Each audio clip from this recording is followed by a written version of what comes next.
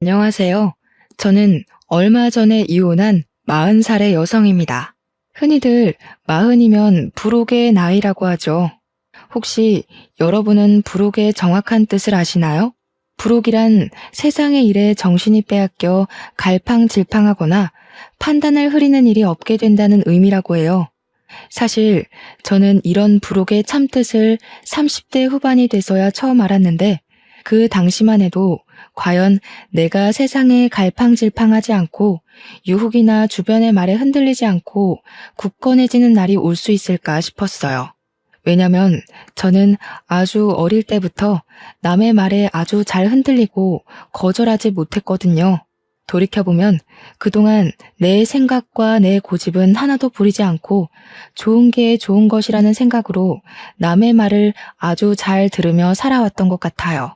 그런데 40, 불혹의 나이가 되고 이혼하게 되면서 전 남의 말에 휘둘리지 않고 내면적으로 좀 더 단단해지고 성장한 것 같아요.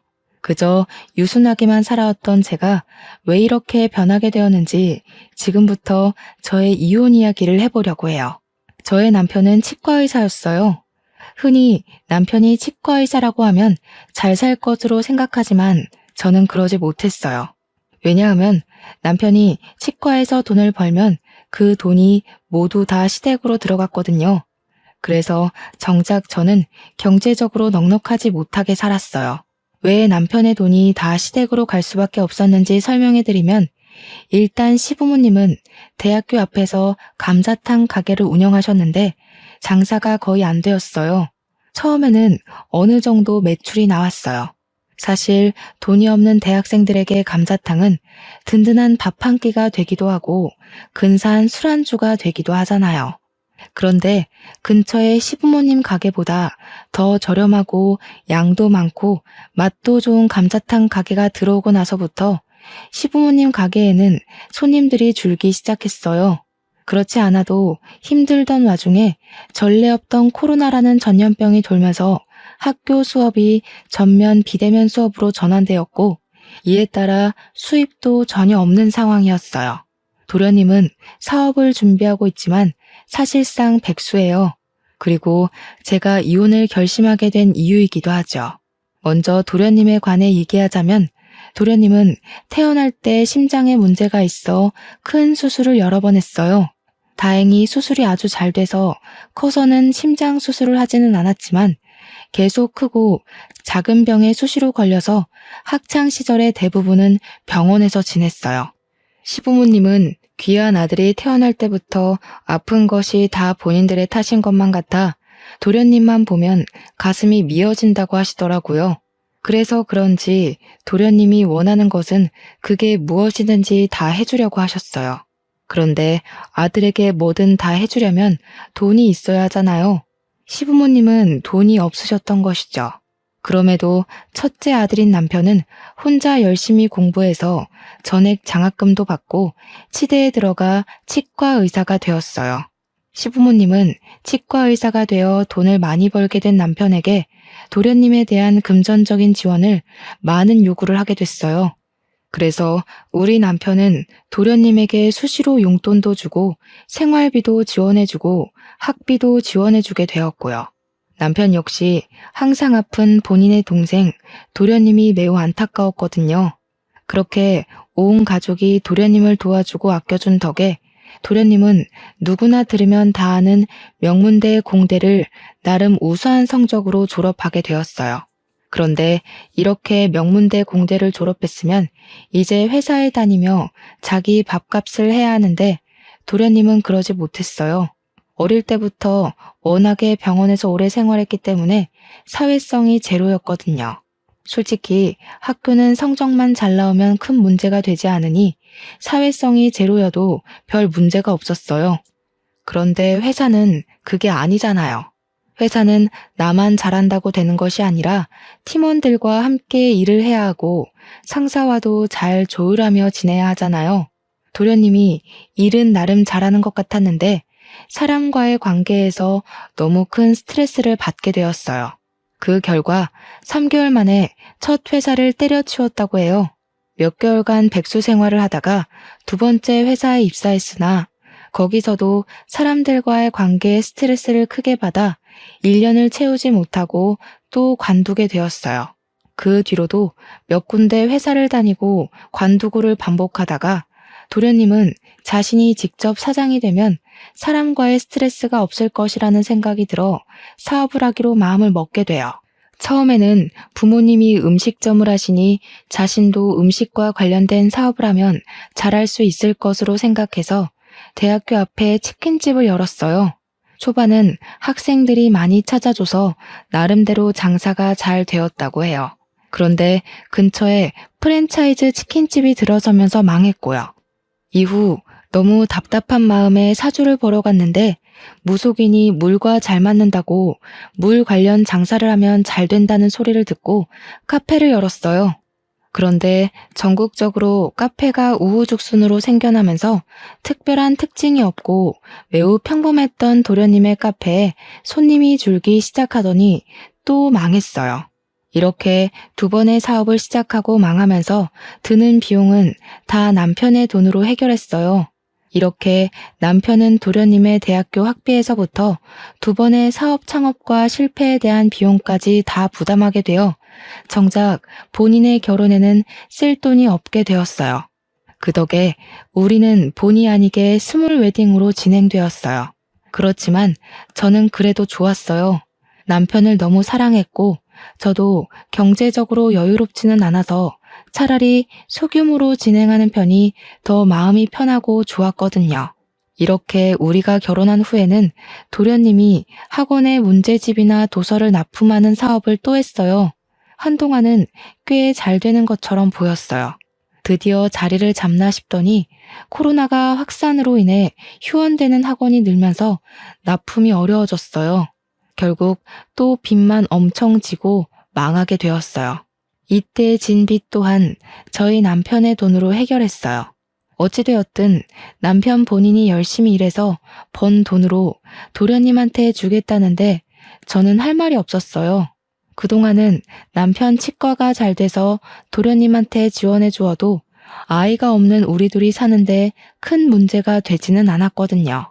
그런데 코로나가 확산하며 사람들이 치과에 오지 않게 되자 자연스레 치과의 매출이 줄기 시작했어요. 이제 우리도 경제적으로 어려운데 이 와중에 도련님은 마스크 사업을 하겠다고 아주 당연하게 남편에게 돈을 요구하는 것이 아니겠어요.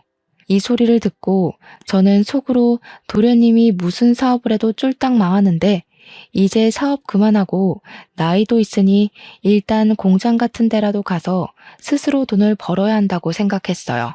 그런데 이 말을 차마 할 수가 없었어요. 왜냐하면 남편은 정말 똑똑했고 계산이 빠른 사람이었거든요.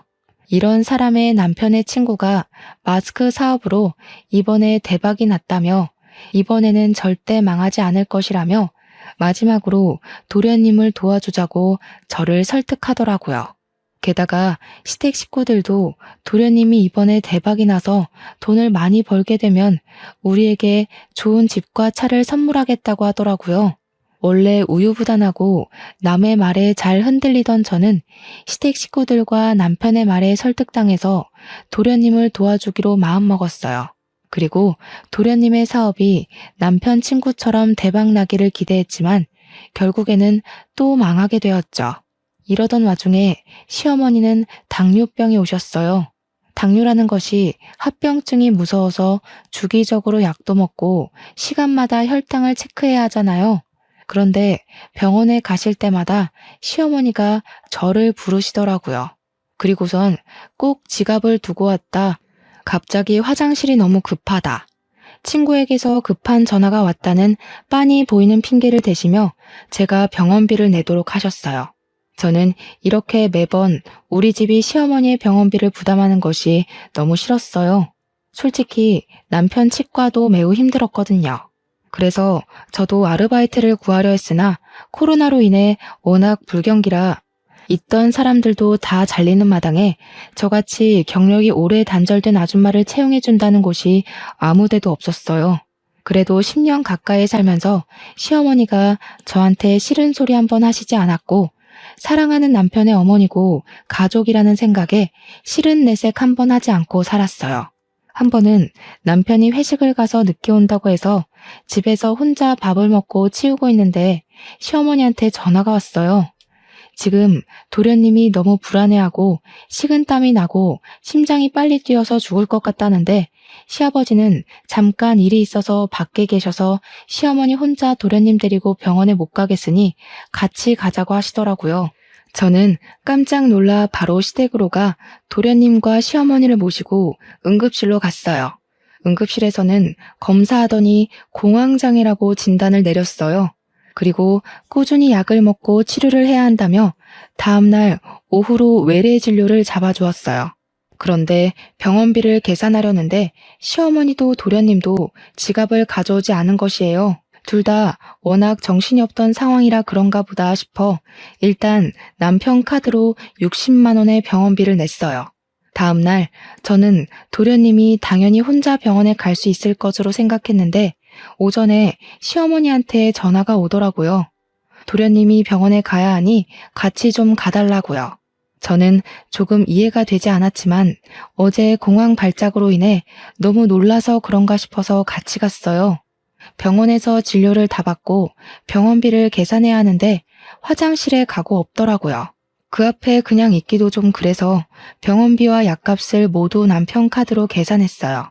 그 다음 진료일 때 이번에는 도련님이 같이 가자고 전화가 왔어요.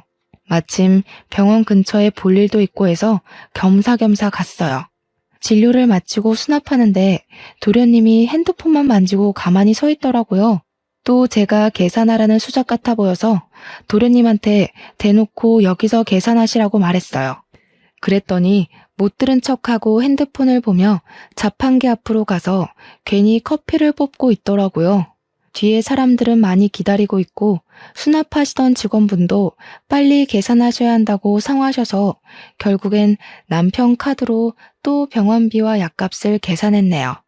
그날 제가 남편 카드를 내면서 2번 다시는 도련님과 같이 병원에 오지 않으리라 다짐을 했어요. 그 다음 진료일. 그날은 저희 친정엄마의 제삿날이었어요.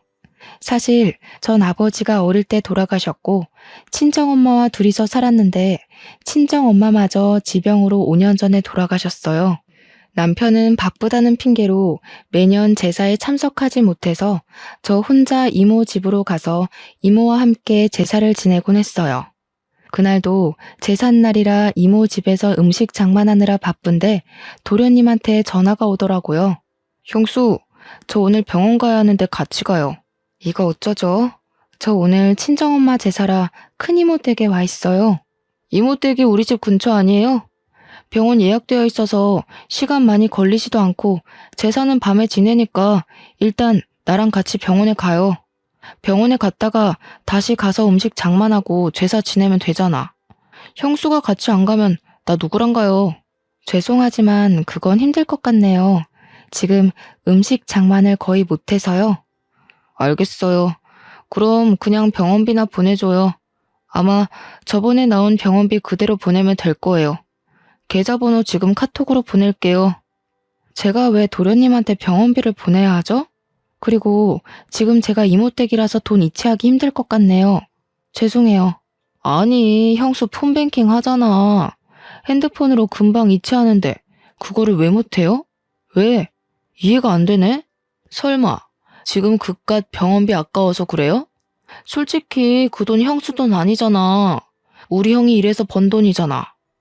어차피 형 돈으로 생활하면서 꼴의 유세는 무슨.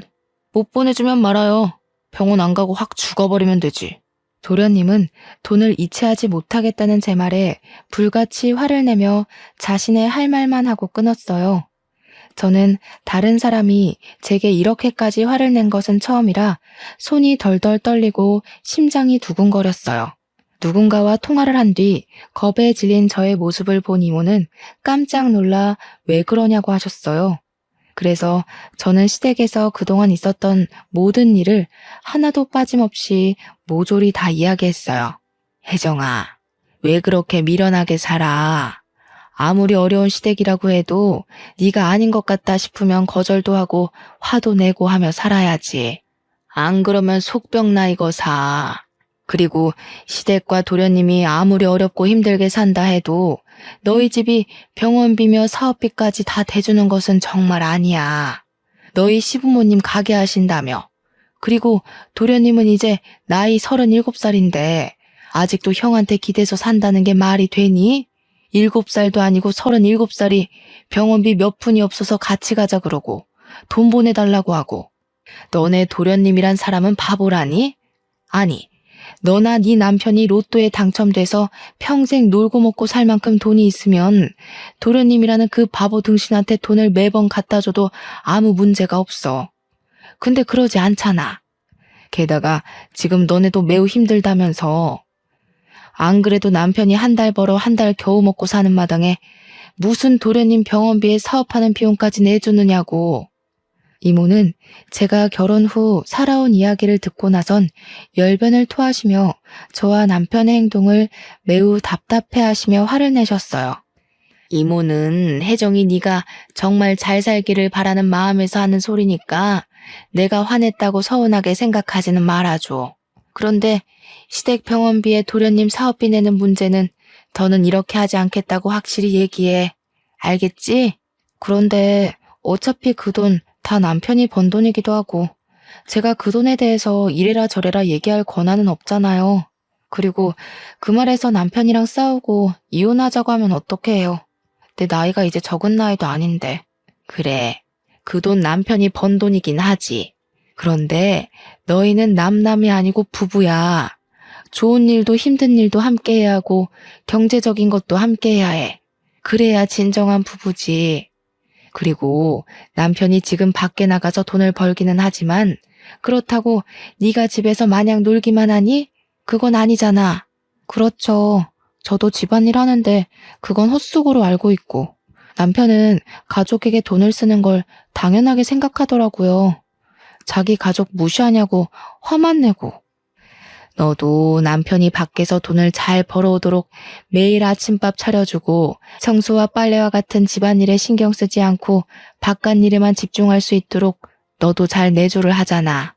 그렇게 집안에서 너의 본분을 다하며 네 생각을 이야기했는데 남편이나 시댁에서 네 이야기를 들어주기는커녕 도리어 화를 낸다? 그러면 너도 이 사람들과의 인연은 여기까지인가 보다 생각하고 이혼해. 좀 당당하게 좀 살아 이거사.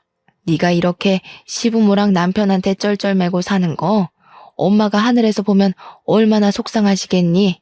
이모가 엄마 이야기를 하시는데 순간 눈물이 뚝뚝 떨어졌어요. 이모는 너무 착하고 여린 네가 잘 살아야 하는데 답답하게 사는 것 같아 속상한 마음에 말이 세게 나왔다고 미안하다고 하시더라고요. 그래도 이모의 말은 잊지 말고 명심하라고 신신당부를 하셨어요. 이모의 말씀을 들으며 그동안 내가 얼마나 미련하게 살아왔는지 느낄 수 있었고 이제는 이렇게 살지 말아야겠다고 다짐을 했어요. 이모 앞에서 어린아이처럼 울다가 겨우 진정이 되었는데 시어머니한테 전화가 왔어요. 너는 말이야. 지금 지호가 공황장애로 중내산해 하는데 병원을 같이 가주지는 못할 망정 어떻게 돈을 안 보내주니? 그러다가 애 잘못되면 네가 책임질 거니? 어머니, 죄송하지만 지금 제가 친정엄마 제사 준비 중이라서요. 아직 음식 장만을 거의 못해서 바빠요. 제가 시어머니와 통화하는 것을 보더니 이모가 한숨을 푹 쉬시며 제 핸드폰을 가져가셨어요. 안녕하세요. 저 혜정이 이모 되는 사람입니다. 아, 네. 안녕하세요. 지금 며느리랑 통화해야 하니 좀 바꿔주시겠어요? 그런데 제가 아까부터 상황을 지켜보니 혜정이 도련님이 좀 아프신 것 같던데 혜정이가 도련님의 보호자도 아니고 엄마도 아닌데 왜 자꾸 혜정이한테 같이 병원에 가자 돈을 달라고 하시는지 모르겠네요. 사돈이 잘 모르시는 것 같아서 말씀드리는데 도련님이라는 사람은 사돈의 아들이지 제 조카 혜정이의 아들이 아니에요. 지금 말 다 하셨어요? 걔한테 무슨 소리를 어떻게 들었는지는 모르겠지만 가족끼리 병원에 같이 가기도 하고 힘들면 병원비도 좀 지원받고 그러고 사는 거 아니겠어요? 네, 가족인데 물론 서로서로 도와가며 잘 살아야죠. 그런데 문제는 지금 도련님이라는 분은 한 번도 혜정이 남편에게 도움이 된 적 없었잖아요. 대학 학비에서부터 사업으로 생긴 빚, 병원비까지 다 지원을 받으면서 남편에게 고마워한 적 한 번이라도 있으세요? 있으시냐고요? 아니, 이 여자가 왜 남의 가정에 이래라 저래라 훈수질이야? 남의 가정이라뇨? 저의 조카 가정입니다. 저도 훈수 둘 자격 충분히 있어요. 그리고 사돈, 제가 한마디만 더 하겠는데 도련님의 병원비는 본인이 직접 해결하던가 아니면 사돈이 해결하세요. 안 그래도 힘든 조카 집에 더는 손 벌리지 마시고요. 아시겠어요? 이모는 제가 그동안 하고 싶었던 모든 말을 저 대신 시원하게 해주시고 전화를 끊으셨어요. 저는 그동안 묵은 채증이 내려가는 것처럼 좋긴 했지만 한편으로는 앞으로 시어머니 얼굴을 어떻게 볼지 걱정이 되었어요. 그런데 이모는 시어머니와 통화 후 고개를 갸우뚱거리시더라고요. 그런데 내가 왜 너희 시어머니 목소리를 어디서 들어본 것 같지? 내 결혼식 때 보고 대화를 나눠서 알지 않을까요? 아니야. 나 너 결혼식 때 못 갔잖아. 그때 너희 이모부 해외 출장 중이라서 나 해외에 있어서 못 갔어. 그래서 축의금만 두둑이 보냈잖아. 그러네요. 그럼 이모와 저희 시어머니는 한 번도 뵌 적도, 말한 적도 없었네요. 그럼 다른 누군가와 헷갈린 게 아니에요? 아니야. 분명히 어디선가 이 말투, 이 목소리 들었어. 아, 너 시어머니 이름이 혹시 이금자 맞니? 이모가 시어머니 이름을 어떻게 아세요? 나 원참 어이가 없어서 이렇게들 운명이었나 보다. 충격 먹지 말고 잘 들으렴. 사실 신혼 시절 때 네 이모부가 한번 바람을 피웠어. 그때 이모부가 바람 핀 것을 알고 이모부 상간녀랑 정말 징글맞도록 싸웠어. 당연히 그랬지. 나는 네 이모부를 정말 사랑해서 결혼까지 했는데 그런 이모부가 다른 년이랑 바람이 났다고 하니 내 눈이 안 뒤집히겠니? 네? 이모부가 바람을 폈었다고요? 그래. 그래서 내가 아주 그 상간녀랑 머리털 붙잡고 대판 싸웠단다. 그때 확 이혼해버릴까도 했는데 그 당시 이혼녀라는 딱지가 큰 흠이 되던 시절이기도 했고 내가 이모부를 더 좋아해서 다시는 상간녀를 만나지 않겠다는 각서를 쓰고 계속 살게 됐지. 나중에 알고 보니까 그 상간녀는 찢어지게 가난한 집안 딸이었고 음식점을 하는 남편도 있었다더라. 그런데 음식점도 잘 안 되고 남편과도 사이가 그다지 좋지 않았었나 봐. 그래서 대기업에 다니는 네 이모부 꿰어서 팔자 좀 펴보려고 일부러 접근한 요새 말로 말하면 꽃뱀이었더라고. 근데 그때 그 상간녀가 바로 이금자, 너희 시어머니야. 네? 그럼 이모부의 상간녀가 바로 저희 시어머니셨다고요? 그런데 그 상간녀의 남편이 있었다면서요. 그럼 시어머니가 시아버지랑 결혼하고 나서 이모부랑 불륜을 저지른 거예요? 그럼 시아버지도 이 상황을 아세요? 그때 너희 시아버지는 망해가는 음식점 살리겠다고 고군분투하느라 아마 몰랐을 거야. 아니, 자기 남편은 먹고 살겠다고 그리 용을 쓰는데 마누라라는 사람은 도와주지는 못할 망정 돈 많은 남자 꿰어서 재혼할 생각을 했다는 게 말이 되니? 게다가 말하는 것이며 행동이 어찌나 무식하던지. 아무튼 그때 정말 이금자라는 여자한테 아주 학을 뗐다. 어떻게 세상에 이런 일이 있을 수가 있어요? 이래서 정말 사람 일은 한치 앞도 모른다고들 하나 봐요. 혜정아, 내가 방금 든 생각인데 이 일은 너만 알고 있어. 그러다가 나중에 네가 이제는 정말 이혼을 해야겠다 싶을 때 그때 크게 터트려서 써먹으렴. 그동안 너를 이렇게 마음고생했는데 그냥 좋게 이혼하기에는 뭔가 조금 아쉽지 않겠니? 이모는 나중에 언젠가 크게 써먹을 일이 있을 것이라며 일단 이 충격적인 사실을 모른 척하라고 하셨어요. 저는 이모의 말씀에 알겠다고 했어요. 다음 날 엄마의 제사를 무사히 마치고 집에 와 늦잠을 자고 있는데 시어머니가 집으로 오라고 전화가 왔어요. 전날 이모와 대화하며 더는 답답하게 살지 말아야겠다고 다짐은 했지만 어디 사람 본성이 어디 가나요? 전날의 패기는 다시 다 잊은 채 시댁에 떨리는 마음으로 갔어요. 시댁에 도착하니 시어머니가 도끼 눈을 뜨고 저를 쳐다보았어요. 야, 너네 이모한테 무슨 얘기를 어떻게 했길래 우리 집을 욕먹게 만들어? 그깟 병원비 얼마나 한다고? 어머니 당뇨병 병원비에 도련님 공황장애 병원비까지 솔직히 한 달에 병원비만 50에서 60만 원이나 나와요. 게다가 예전에 도련님 사업하고 망한 빚까지 아직 갚고 있고요. 솔직히 이제 치과도 코로나로 타격이 큰데 매번 병원비 부담하기가 너무 벅차요. 어머, 얘 나한테 화내는 것 좀 봐라. 그래도 너희 집이 가장 경제적으로 여유롭잖아. 그리고 그 돈이 네 돈이니? 다 우리 지훈이가 치과에서 열심히 일해서 번 돈이지.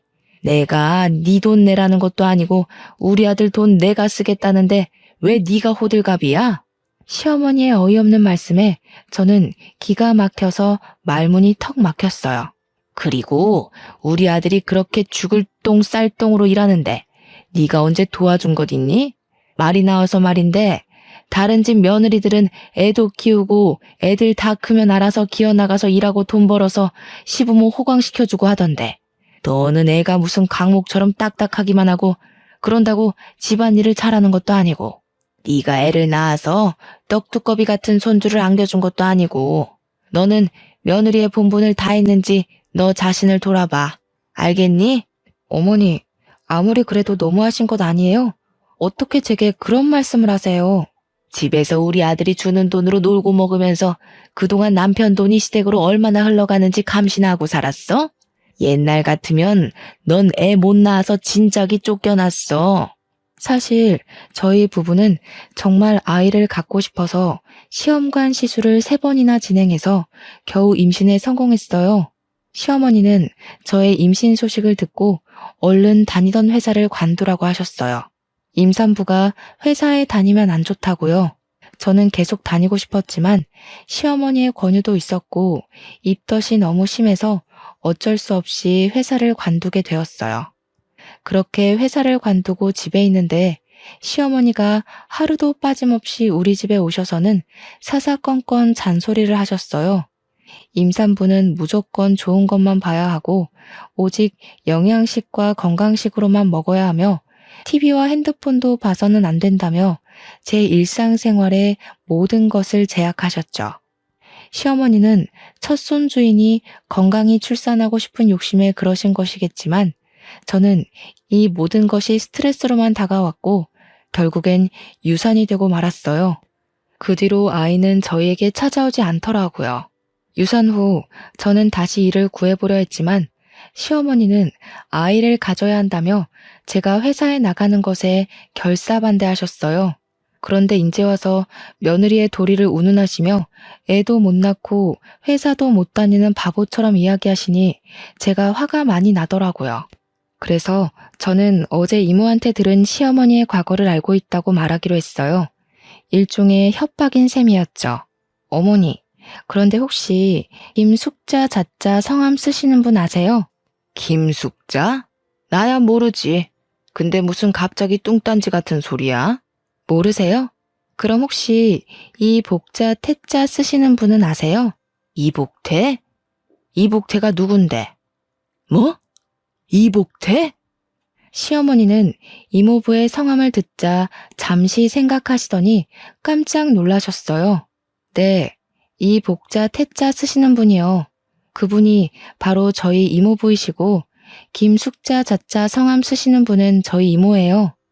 제가 어제 이모랑 친정엄마 제사 지내면서 아주 기가 막히고 충격적인 이야기를 들었는데 한번 들어보시겠어요? 시어머니는 젊은 시절 불륜관계로 만난 남자가 저의 이모부시고 자신과 크게 싸웠던 분이 저의 이모인 것을 알게 되자 깜짝 놀라셨어요.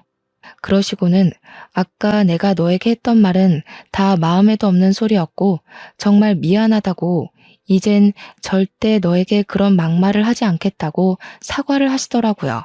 그러시며 아들이나 시아버지에게 얘기하지 말아달라고 신신당부를 하셨어요. 시어머니가 참 미웠지만 그래도 나이 드신 분이 지난 과거로 인해 쩔쩔매는 모습을 보니 조금 안쓰러운 마음이 들기는 하더라고요. 저 역시 오래전의 과거를 굳이 들먹이며 시부모님 가정을 깨고 싶지는 않았어요.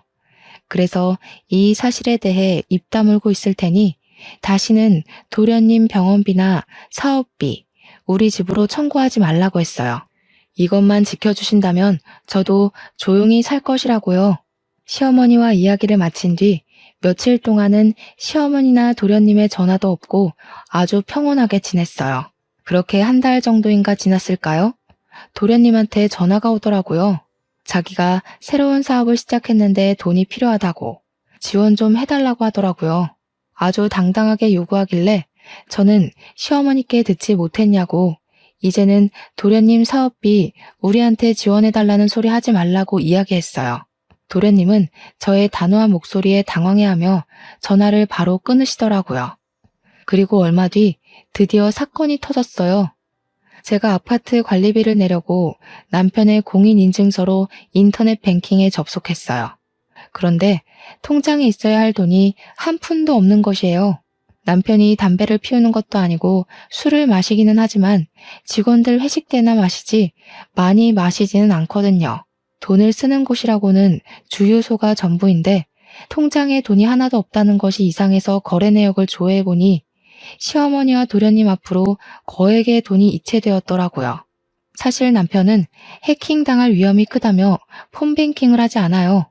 그래서 이체를 하려면 매번 은행에 직접 가야 하거나 제가 가지고 있는 공인인증서로 인터넷 뱅킹을 해야 했죠.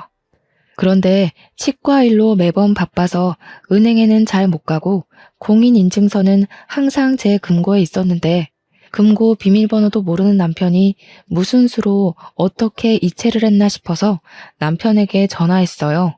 알고 보니 시어머니는 제가 자신의 과거 불륜 사실을 알게 되자 저한테 돈 달라고 하지는 못하고 남편에게 돈을 달라고 하셨다고 해요. 그래서 남편이 자신이 바쁘니 직접 못하고 집사람한테 공인인증서가 있으니 집사람한테 이야기하라고 했지만 시어머니는 며느리한테 이야기하기 좀 눈치 보인다며 직접 돈을 달라고 했대요. 그러면서 도련님과 시어머니가 치과에 찾아가 일하던 남편을 데리고 은행에 갔대요. 은행에서 남편이 본인의 핸드폰에 폰뱅킹을 설치하게 하여 본인들의 계좌에 쉽게 이체를 할 수 있게끔 했던 거였어요.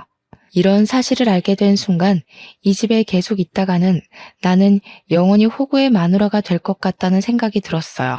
이렇게는 도무지 못 살겠다 싶어 이혼하기로 마음먹고 남편에게 퇴근 후 시댁으로 바로 오라고 했어요. 그리고 캐리어에 저의 옷과 화장품을 챙겼어요. 워낙 저 자신을 꾸밀 줄 모르고 살아서인지 챙겨야 할 짐도 거의 없더라고요. 저녁이 되어 시댁에 가니 시부모님과 도련님이 계시고 마치 남편도 퇴근하고 오더라고요. 도련님, 사업하신다고 저희 남편한테 가져가신 돈 다시 다 주세요. 어떻게 매번 사업하실 때마다 저희 남편한테 손을 벌리세요? 형수, 어떻게 말을 그렇게 해요? 나만 잘 살려고 그러나? 사업해서 잘 되면 형수도 좋은 거 아닌가? 그래, 지호한테 야박하게 그러지 마. 지호는 사업 여러 번 망하고 속이 속이겠어? 지 속도 새까맣게 타들어가겠지. 너는 그런 애한테 꼭 이렇게까지 해야겠어? 그리고 형수, 막말로 그 돈이 형수가 벌어서 만든 돈이에요? 우리 형 돈이에요. 형이 달라 그러면 내가 바로 어떻게든 돈을 만들어서 주겠지만 솔직히 형 돈이지 형수 돈이 아니지. 형수는 돈을 다시 달라고 할 자격이 없어요. 그래, 그건 지호 말이 맞아. 그깟 사업비 지호가 성공해서 갚으면 될 거 아니냐? 그리고 우리가 남이야? 가족이지. 가족이면 서로 어려울 때 돕고 도움받으면서 사는 거지. 안 그러냐? 난 또 뭐라고. 이깟 일로 바쁘고 피곤한 사람들 다 모아놨니? 이 얘기는 그만하고 다 모인 김에 오랜만에 같이 저녁이나 먹자. 갑자기 배가 아프네. 나 화장실에 다녀올 테니 너는 밥상 좀 차려놔라. 도련님과 시어머니는 당연히 받아야 할 돈을 받았다는 식으로 뻔뻔하게 이야기하고 남편은 오히려 도련님을 안쓰러워하며 돈을 주는 것에 대해 문제되지 않는다는 식으로 말하며 저를 속 좁고 야박한 사람으로 만들더라고요. 저는 이제 더는 참을 수가 없었어요. 이모를 통해 알게 된 시어머니의 과거를 바로 터뜨리기로 마음먹었어요. 시어머니가 화장실에 들어가시자마자 저는 스피커폰으로 이모에게 전화를 걸었어요. 그리고 제가 지금 시댁인데 저번에 말씀하셨던 상간녀 이야기 좀 해달라고 했어요. 이모는 상간녀의 존재를 어떻게 알게 되었는지부터 상간녀가 어떤 사람이었는지 아주 낱낱이 얘기해 주셨어요. 제가 돈 이야기를 하다가 갑자기 이모에게 전화하고 있으니 남편과 시아버지, 도련님은 제가 왜 이러는지 궁금해 하시더라고요. 이모, 그래서 그 상간녀 이름이 뭐예요? 그 여자 이름은 이금자야. 그 여자 남편은 그 당시에 해장국집 했었지. 아마 그 이름이 지훈이네 해장국이었을 거야. 그 집 아들 이름 따서 지었다고 하더라고. 잠깐, 지훈이네 해장국? 이금자? 그럼 우리 집사람이 그쪽 남편과 바람이 났다는 말이요? 어머, 혜정이 시어머니가 이금자였어요? 몰랐네요. 그때 당시 이금자 남편은 망해가는 국밥집 살린다고 고생하며 있는데 이금자 그녀는 내 남편한테 꼬리치고 있던 사실 알고 그 남편도 참 불쌍하다 했는데 뭐 아무튼 그쪽 집안일은 알아서 잘 해결하시고 혜정아, 이모는 바빠서 끊는다. 시어머니의 충격적인 과거 불륜 사실이 들통난 순간 시아버지는 깊은 심호흡으로 화를 억지로 억누르고 계셨고 남편과 도련님도 충격으로 말을 잇지 못했어요. 야, 너는 내가 밥 준비하라는데 아직도 거실에 앉아 있어? 애가 왜 이렇게 굶뜨니? 빨리 와, 밥 차리게. 지금 밥이 문제야? 당신 도대체 행동거지를 어떻게 하고 산 거야? 아니, 이 사람이 노망이 났나? 애들 앞에서 이게 뭐 하는 짓이에요? 방금 혜정이 이모 되는 사람한테서 다 들었어. 옛날에 지훈이네 해장국 하고 있을 때 당신이 이복태라는 사람이랑 바람 피웠다가 그 집 마누라한테 걸려서 개망신 당했다면서. 아니, 그 사실을 어떻게... 야, 네가 다 얘기했니? 내가 얘기하지 말아달라고 신신당부했잖아. 네, 신신당부하셨죠. 저도 굳이 얘기하지 않으려고 했어요. 그런데 제가 그 전에 말씀드린 조건은 잊으셨나 봐요. 저희 남편에게 도련님 병원비나 사업비 청구하지 않는 조건으로 말하지 않는다고 했지 아예 말 안 하고 살 거라고는 하지 않았는데요. 당신이 잘못해놓고 왜 애를 잡아? 며느리 앞에서 내가 부끄러워서 살 수가 없다. 당신 내 집에서 나가. 당장 나가. 시아버지, 화가 많이 나시겠지만 잠시 진정하시고 제 얘기 들어주세요. 제가 오늘 이렇게 이 자리에 다 모이라고 한 이유를 아직 말씀 못 드렸거든요. 저는 이렇게 이모부와 불륜을 저지른 여자를 시어머니로 모실 수 있을 만큼 마음이 넓지 못해요. 그리고 도련님 사업비나 내주는 호구 남편의 마누라로 살 수 있을 만큼 경제적으로나 심적으로 여유롭지도 못하고요. 그래서 말인데 저는 이 집안에서 가족으로 살지 못하겠습니다. 저 이혼하겠습니다. 뭐? 이혼? 그런 이야기는 나랑 먼저 해야지. 갑자기 이혼하겠다고 하면 어떡해? 당신은 그동안 내가 시댁에 돈 나가는 것으로 뭐라고 하면 야박하다고 속 좁다고 뭐라고 하면서 내 편은 한 번도 안 들더라? 이젠 이런 대우 받으면서 못 살겠어. 나 지금 집 나가서 이모 집에 갈 거야. 내 짐은 이미 다 챙겼고 이혼 서류 작성해서 보낼 테니 법원에서 보자. 이혼 선언을 하고 나오는데 시아버지는 시어머니한테 소리를 고래고래 지르시고 시어머니는 잘못했다고 비시고 도련님과 남편은 말리시고 아주 가관이더라고요. 그렇게 저는 시댁의 마지막 인사를 하고 나왔네요. 그 뒤 저는 집을 구할 때까지 이모 집에서 생활하게 되었어요. 하루는 시어머니한테 전화가 오더라고요. 시어머니 본인의 과거는 잊고 다시 남편과 잘해보라고요. 이젠 정말 손 벌리지 않겠다고 예전에 생각 없이 했던 말들도 다 미안하다고요. 그러면서 지호가 어릴 적부터 몸이 워낙 약해서 내가 오냐오냐 하고 키워서 버릇도 없고 끈기도 없다며 지호 대신해서도 사과한다고 하시더라고요. 저는 그런 시어머니께 도련님이 그 나이 먹도록 혼자서 뭐하지 못하게 된 건 다 시어머니 탓이라고 하며 그동안 하고 싶었던 이야기들 다 질렀어요. 그리고 이미 전 이혼하기로 했고 저의 이 결정 번복하지 않겠다고 분명히 저의 뜻을 밝혔어요. 잠시 뒤에는 남편에게도 전화가 왔어요. 이제 다시는 도련님이나 어머니한테 돈을 주지 않겠다고 각서라도 쓰겠다고 하며 집으로 들어오라고 설득하더라고요. 예전 같았으면 남편의 설득에 홀라당 넘어갔겠지만 시댁에서 당한 지 10여 년이 되어가니 이제 남편의 그 어떤 말도 믿지 못하겠더라고요. 그래서 남편에게 원래 늘 그래왔듯 딱하고 안쓰러운 동생과 시어머니 평생 뒷바라지나 하면서 살라고, 그렇지만 나는 호구의 마누라로 살지는 못하겠으니 우린 이혼이라고 확실히 못 박아두었네요. 그리고 며칠 뒤 법원에서 이혼 도장을 찍고 저의 짧지는 않았던 결혼 생활을 마치게 되었어요. 사실 아빠가 일찍 돌아가셔서 혼자 힘들게 저를 키우는 엄마를 보면서 저는 절대 남편과 사별하거나 이혼하지 않고 남편과 함께 평생 행복하게 살아야겠다고 생각했어요. 그래서 남편과 시댁이 제게 부당한 것을 요구해도 저는 제 의견 하나 표현하지 못한 채 바보처럼 끌려다니며 살아왔던 것 같아요. 원래부터 제 성격이 그렇기도 했고요. 그런데 이렇게 답답한 성격이었던 제가 이혼이라는 과정을 겪고 부록의 나이가 되어보니 이젠 아닌 건 아니라고 말할 수 있게 되었고, 예전보다는 남들의 눈치 보는 것 없이 내면적으로 단단하게 변한 것 같아요. 사실 이혼하고 나서 한 회사에 들어가게 되었는데 이혼녀라는 딱지가 있고 경력이 단절된 나이 많은 제가 과연 잘할 수 있을까 걱정이 너무 많았어요.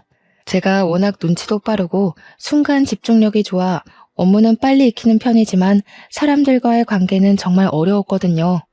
결혼 전 회사 다닐 때는 사람들한테 이리 치이고 저리 치이며 스트레스를 정말 많이 받았던 것 같아요. 그런데 이제는 회사에서 사람들과 관계를 맺을 때 한결 마음에 여유가 있는 기분이에요.